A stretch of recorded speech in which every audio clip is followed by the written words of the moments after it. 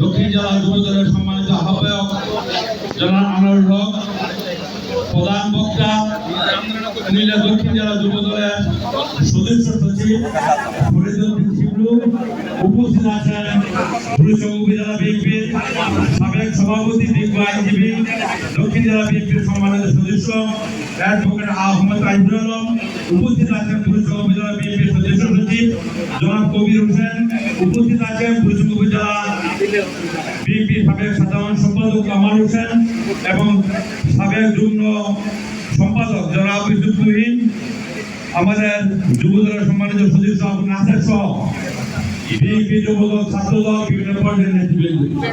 আমি প্রথমে ধন্যবাদ জানাই যে আজকে সম্মেলনকে সফল সার্থক করতে আমাদের দক্ষিণ জেলা যুবদল এবং উপজেলা যুবদল যে সুন্দর প্রস্তুতি নিয়েছেন একটা গণতান্ত্রিক ভাবে এটা সম্পূর্ণ করার জন্য তারা প্রস্তুতি নিয়েছেন। এখানে উপস্থিত আছেন এই ইউনিয়নের বিএনপির বিভিন্ন পর্যায়ের নেতৃবৃন্দ প্রথম সারিতে নিচে বসা আছেন। তারা এই যুবদলের সুন্দর ভাবে যাতে এই সম্মেলন সমাপ্ত হয় এই জন্য তারা এখানে বসে আছেন। সম্মানিত উপস্থিতি, আমরা আশা করব আগামী দিনে যারা নেতৃত্বে পাবেন, যারা নেতৃত্বে আসবেন, তারা ইনশাআল্লাহ এই ইউনিয়নের যুবদলকে শক্তিশালী করবেন।